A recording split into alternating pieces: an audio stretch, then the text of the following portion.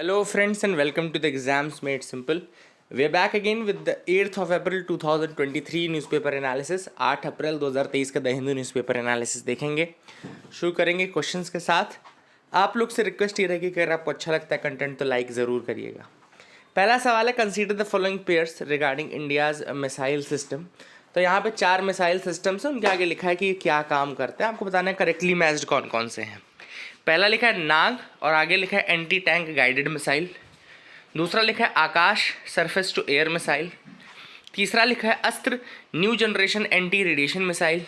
और चौथा लिखा है Rudram beyond visual range air to air missile. तो आपको बताना है कि करेक्टली मैच्ड कौन से हैं. ऑप्शन आर 1 2 4, 1 2, 1 2 3 या 1 2 3 4.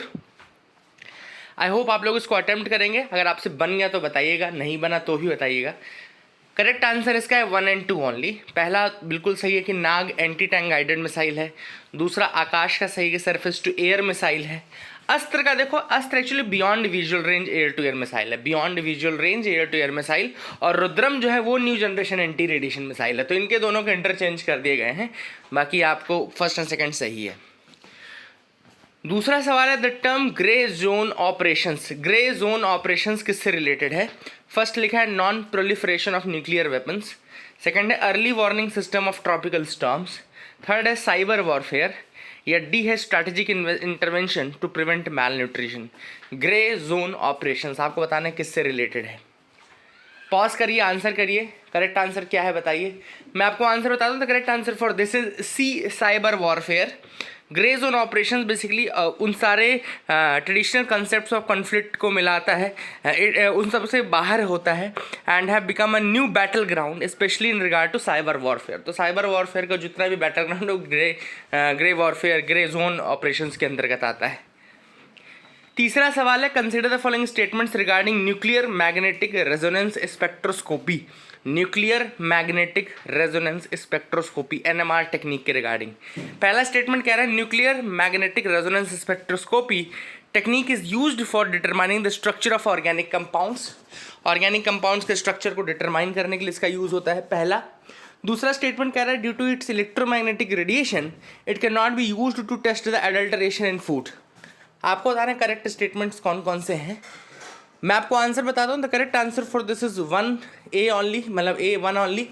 क्योंकि यस, ये बिल्कुल सही बात है कि ये टेक्निक है for determining the structure of organic compounds, लेकिन एडल्ट्रेशन के लिए भी इसका इस्तेमाल किया जा सकता है. ऑब्वियसली बात है, ऑर्गेनिक कंपाउंड्स अगर स्ट्रक्चर्स को डिटरमाइन कर लेगा तो वो डिटरमाइन कर लेगा कि एक होमोजेनस स्ट्रक्चर है कि नहीं है, या कोई मिक्सचर इन्वॉल्व है ना. तो इस तरीके से ये कर लेगा. तो I hope you got clarity. I hope आपको समझ में आ गया होगा. अब हम आगे बढ़ते हैं न्यूज़पेपर एनालिसिस की तरफ. जो न्यूज़ आइटम्स मैं आपको बताऊंगा केवल स्ट्रिक्टली आप वही न्यूज़ आइटम्स पढ़ेंगे, उनके अलावा आप नहीं पढ़ेंगे. बिलीव मी, है ना. अगर आप अपना टाइम बचाना चाहते हैं तो सिर्फ वही काम करिएगा जो मैं बता रहा हूँ. सिर्फ उन्हीं में से ही क्वेश्चन पॉसिबल है, अदरवाइज क्वेश्चन नहीं आएगा. पहला तो आपका टॉपिक है, इंडिया का फॉरेक्स रिजर्व जो है वो ड्रॉप कर गया है बाय 329 मिलियन टू 5, मतलब लगभग $329 मिलियन कम हो गया है हमारा रिजर्व. ठीक है ना. पहले हमारा ज़्यादा था, अब $329 मिलियन कम हो चुका है हमारा फॉरेक्स रिजर्व. अब इसमें से देखो यूपीएससी क्या सवाल पूछेगा. यूपीएससी सवाल पूछेगा कि फॉरेक्स रिजर्व में होता क्या क्या है. तो फॉरेक्स रिजर्व में 4 मेन कंपोनेंट है. पहला कंपोनेंट है फॉरेन करेंसी एसेट, जैसे डॉलर और ये सब कितना है. सेकंड है गोल्ड सेकंड है. तीसरा है स्पेशल ड्राइंग राइट्स. आईएमएफ में स्पेशल ड्राइंग राइट्स होते हैं. एंड चौथा है reserve position in international monetary fund, यानी कि रिजर्व ट्रांच बोलते हैं उसको. ठीक है ना. तो पहला है आपका स्पेशल ड्राइंग राइट्स, आपको मेन कंफ्यूज करेगा. पहला तो करेंसी आपको पता है डॉलर हो गया, दूसरा गोल्ड आपको पता है. स्पेशल ड्राइंग राइट्स क्या होता है. तो special drawing rights international reserve asset है जिसको कि आईएमएफ ने क्रिएट किया था 1969 में to supplement the member countries official reserves. तो ऑफिशियल जो मेंबर कंट्रीज हैं उनके ऑफिशियल रिजर्व्स को सप्लीमेंट करने के लिए एसडीआर बनाया था. एसडीआर ना तो कोई करेंसी है ना ही क्लेम है on IMF. It is neither a currency nor a claim on IMF. Rather it is a potential claim on the freely usable currencies of IMF members. तो IMF मेंबर्स की जो currencies हैं, उन freely usable currencies हैं, उनका basically claim होता है ये। इसमें 4-5 करेंसीज आती हैं, जैसे कि एक US की डॉलर आती है, यूरो आती है, जापान की येन आती है, चाइनीज़ रेमनिनबी या युआन आती है, एंड ब्रिटिश का पाउंड आता है। तो यही 5 करेंसीज हैं जो SDR का पार्ट है। तो फ्रीली यूजेबल करेंसीज आप क्लेम कर सकते हैं। इसी के साथ एक होता है reserve position in the international monetary fund. तो एक रिजर्व ट्रांच पोजीशन होता है which implies a portion of the required Kota of currency each member country must provide. तो हर मेंबर कंट्री जो होती है एक पर्टिकुलर अमाउंट प्रोवाइड करता है IMF में, ठीक है ना। बाद में वो इसी के पर्पज़ के लिए यूटिलाइज की जा सकती है। तो रिजर्व ट्रांच जो होता है वो बेसिकली एक इमरजेंसी अकाउंट होता है IMF मेंबर का, जिसमें वो आपने जितना कंट्रीब्यूट किया है आप उसका ले सकते हो, बट एक छोटी सी सर्विस फीस आपको देनी पड़ती है। तो I hope you got clarity regarding that as well. अगला टॉपिक है, देखो CNG एंड PNG प्राइजेस में fall 9 to 11% says Crisil rating. तो क्रिसिल रेटिंग के अकॉर्डिंग जो CNG और PNG के प्राइजेस हैं वो कम होंगे 9 से 11% तक। तो सबसे पहला सवाल तो है कि CNG, PNG, LNG, LPG क्या होता है। तो CNG होता है कंप्रेस्ड नेचुरल गैस, याद रखिएगा, ठीक है ना। Compressed natural gas, natural gas हम सब जानते हैं क्या होता है, ये आपका CH4 यानी कि मीथेन आपका नेचुरल गैस है, ठीक है ना। और ये कंप्रेस्ड फॉर्म में जब रहता है नेचुरल गैस तो ऑब्वियसली इसको कंप्रेस्ड नेचुरल गैस बोलेंगे। तो इट इज़ कंप्रेस्ड फ्रॉम, मतलब बहुत ज़्यादा प्रेशर में इसको कंप्रेस किया जाता है, 200 से 250 बार प्रेशर रखा जाता है। एंड मेजर गैस जो है CNG की वो ऑब्वियस आता है मीथेन है। मीथेन में आपको ऑलरेडी बताया CH4 हो गया, है ना, CH4 हो गया। एंड सल्फर ओडोरेंट है, बेसिकली एक मिक्सचर होता है सल्फर ओडोरेंट जो कि मिक्स किया जाता है CNG में to detect any leakages. And it is advantageous than LPG in characteristic that it is lighter than air, so dissipates in air if any leakage occurs. तो उसका एडवांटेज ये होता है कि अगर ये मतलब LPG से कैसे एडवांटेजेस होते हैं CNG, क्योंकि ये लाइटर होती है than air, so dissipates in the air if any leakage occurs. फिर दूसरी है PNG यानी कि pipelined natural gas. PNG is nothing but pipelined natural gas.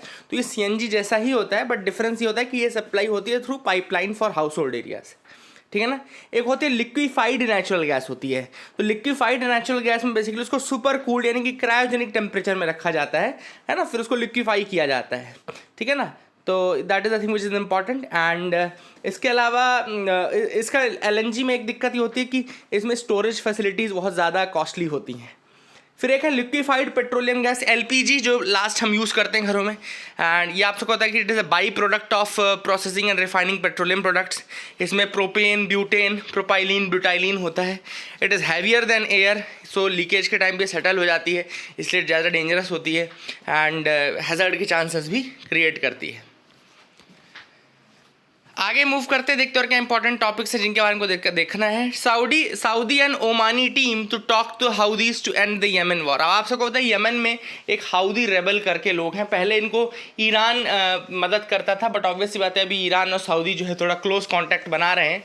इस कारण से हो सकता है कि सऊदी ने इनिशिएट किया है और हाउदीज से रिक्वेस्ट की कि भैया अब येमेन वॉर जो है वो एंड कर दिया जाए, बहुत दिनों से चल रहा है। ऑब्वियसली बात है येमेन में हाउदीज जो थे वो वॉर को जारी रख रहे थे, सऊदी का इन्फ्लुएंस कम करने के लिए येमेन के ऊपर, ठीक है ना, सऊदी से लड़ रहे थे। अगला टॉपिक बहुत ज़्यादा इंपॉर्टेंट है, ये सबसे इंपॉर्टेंट टॉपिक है आज का, समझ लो।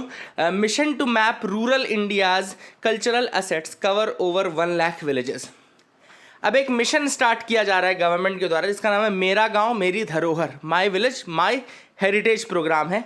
ये नेशनल मिशन है for cultural mapping. It is the national mission for cultural mapping. लिख लेना, मेरा गांव मेरी धरोहर, my village my heritage program है। It is the national mission for cultural mapping, ठीक है ना।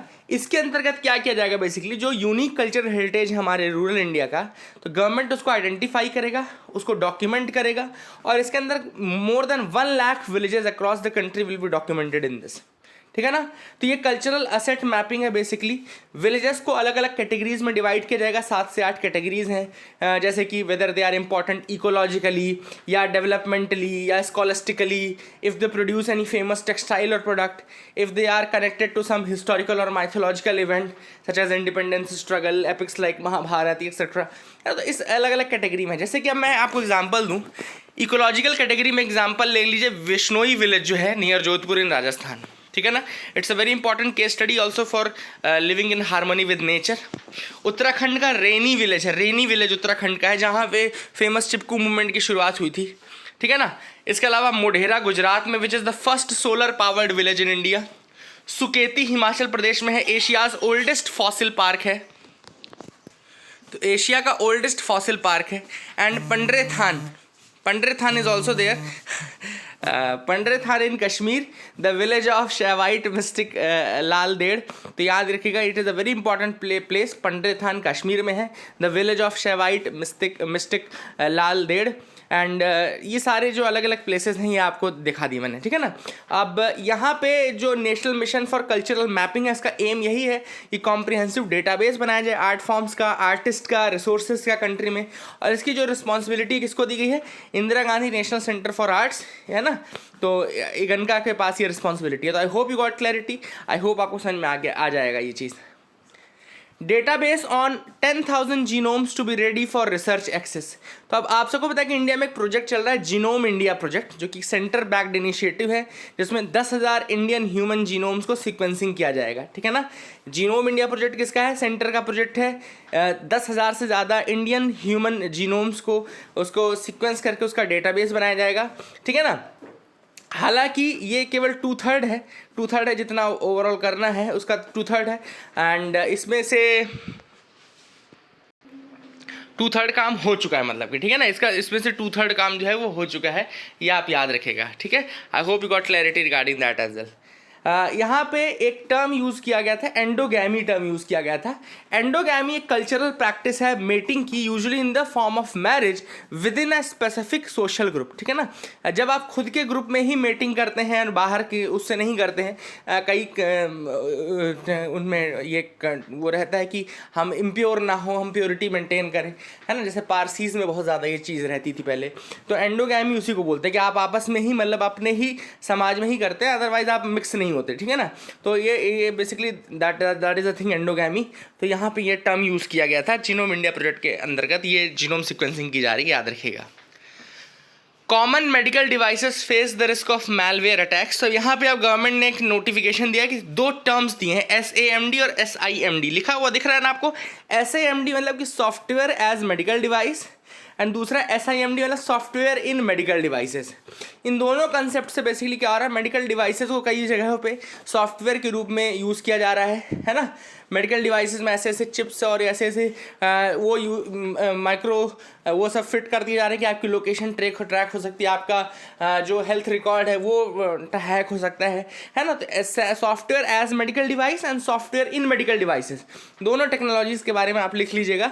और इसके थ्रू बेसिकली वही है कि सॉफ्टवेयर्स भी इंस्टॉल होने लगे हैं मेडिकल डिवाइसेस में। और ये बहुत ज़्यादा इंपॉर्टेंट है कि जब तक एडिक्वेट साइबर प्रोटेक्शन नहीं आप यूज़ करेंगे तो आपको नहीं पता कि कौन सा स्पाईवेयर, कौन सा मैलवेयर जो है आपके ऊपर अटैच है और आपके डाटा को ब्रीच कर रहा है। तो ये इंपॉर्टेंट चीज़ है जो कि यहाँ पे थी। आई hope you got clarity regarding that.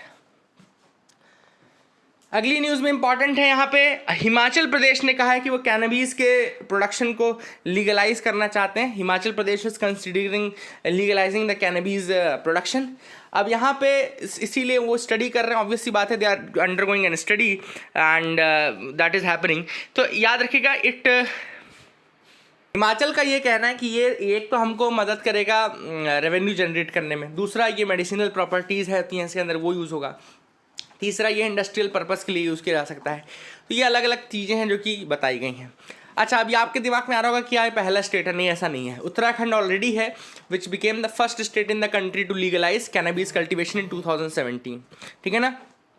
Controlled cultivation already हो रहा है गुजरात में, मध्य प्रदेश में, उत्तर प्रदेश में, ठीक है ना। Similarly controlled cultivation cannabis has been permitted in many countries like Uruguay, Canada, US, Austria, Belgium. तो ना इंडिया पहली है ना स्टेट पहला है, तो ये याद रखेगा।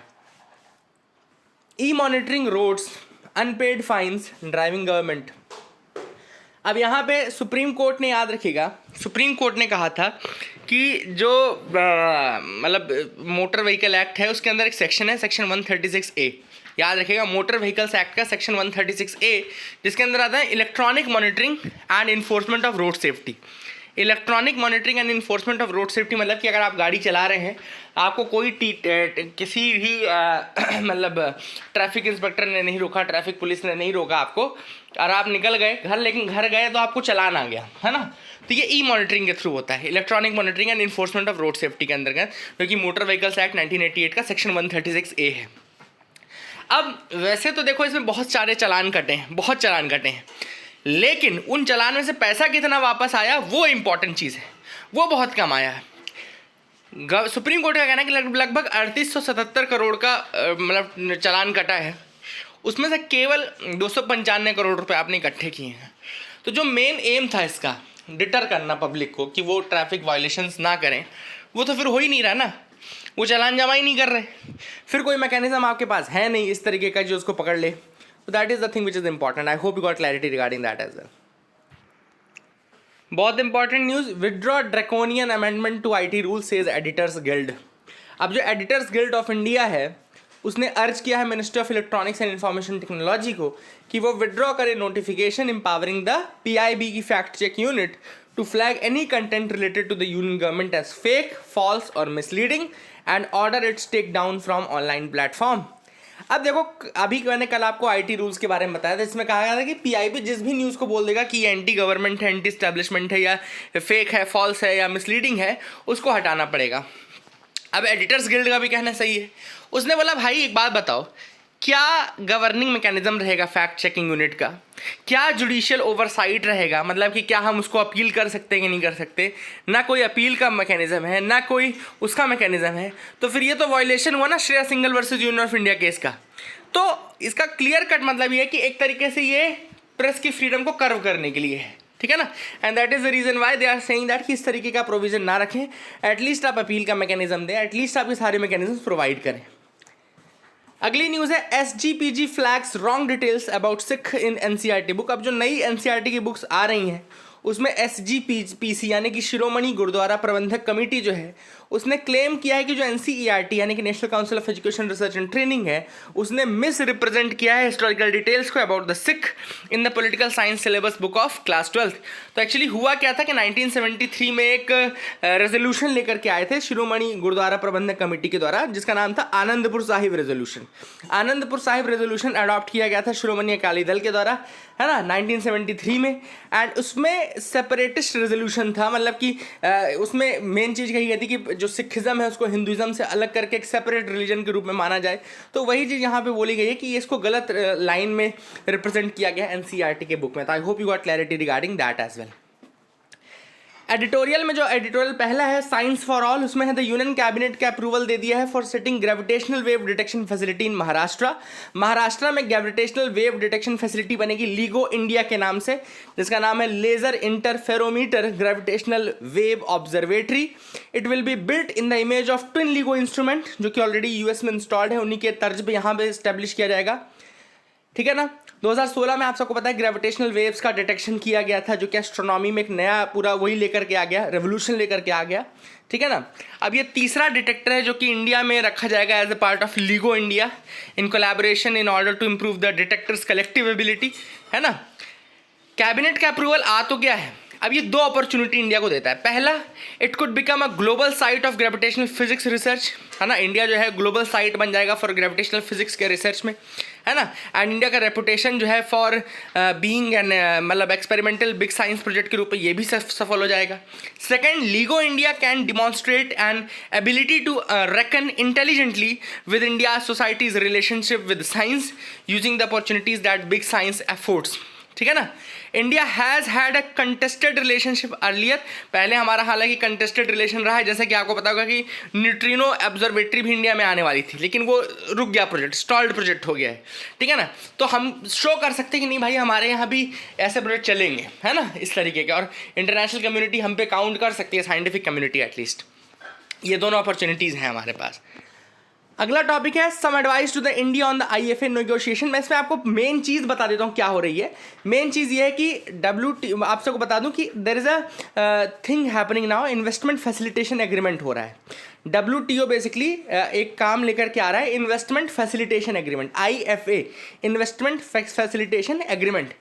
100 कंट्रीज़ ने इसको बैकिंग दी है है ना। इन्वेस्टमेंट फैसिलिटेशन एग्रीमेंट एक ऐसा एग्रीमेंट रहेगा जो कि इन्वेस्टर्स के प्रोटेक्शन के लिए रहेगा, है ना, इन्वेस्टमेंट को फैसिलिटेट करेगा, ये सारी चीज़ें उसमें रहेगी। 100 कंट्रीज़ ने बैकिंग दी है, इंडिया ने बैकिंग नहीं दी है। क्यों नहीं दी है? क्योंकि इंडिया को ऐसा लग रहा है कि अगर हम IFA यानी कि इंटरनेशनल फैसिलिटेशन या आपका इन्वेस्टमेंट फैसिलिटेशन एग्रीमेंट को बैकिंग देंगे तो हमारे जो ऑलरेडी BIT चल रहे हैं, BIT यानी कि बायलैटरल इन्वेस्टमेंट ट्रीटीज चल रही हैं, और उसका जो डिस्प्यूट रेजोल्यूशन का मैकेनिज्म है उसमें ये फिर इंटरफेरेंस करने लगेगा और फिर जो इन्वेस्टर्स हैं वो BIT से हट करके IFA के अंतर्गत प्रोटेक्शन मांगने लगेंगे, है ना। मान लो X और Y के बीच में BIT हुआ है, अब X आ गया IFA के अंतर्गत और Y भी आ गया IFA के अंदर, तो उनका BIT के टर्म्स एंड कंडीशन तो BIT में ऑलरेडी लिखे थे, बट अब Y क्या बोलने लगा कि नहीं अब मुझे IFA के अंतर्गत प्रोटेक्शन चाहिए। तो इंडिया कह रहा है कि फिर BIT से कोई मतलब नहीं रह जाएगा और लोग IFA के अंतर्गत प्रोटेक्शन मांगने लगेंगे। BIT यानी कि बायलैटरल इन्वेस्टमेंट ट्रीटीज के अंतर्गत जो प्रोटेक्शन मैकेनिज्म है उसको ISDS बोलते हैं, इन्वेस्टर स्टेट डिस्प्यूट सेटलमेंट, ठीक है ना। अब क्यों ऐसा डर लग रहा है उनको? क्योंकि IFA के अंदर एक यूनिवर्सल मैकेनिज्म है, there is a universal umbrella clause, है ना। IFA के अंतर्गत एक अम्ब्रेला क्लॉज है, देखो umbrella clause, a BIT clause that allows contractual and other commitments owed to foreign investors to be brought under the treaty's protective umbrella, ठीक है ना। तो IFA के अंदर umbrella clause है, इस कारण से लोगों को लग रहा है कि ये सारे BITs को असर कर लेगा और उनके टर्म्स एंड कंडीशन किसी काम के नहीं रह जाएंगे। तो यहाँ पे ऑथर का ये एडवाइस है कि भैया कोई चीज़ अगर आपको डर लग रही है तो आप BIT में एक अमेंडमेंट करके लिख दो ना पहले ही कि ये एज इट इज चलेगा, इसका IFA से कोई वो नहीं रहेगा, है ना। और IFA में जुड़ने में कोई दिक्कत नहीं, क्योंकि फ्यूचर में आपको प्रोटेक्शन मिल जाएगी और सारी कंट्रीज के साथ आप रहेंगे at least. So that is the thing that has been mentioned in this article. I hope you got clarity. Thank you, have a nice day.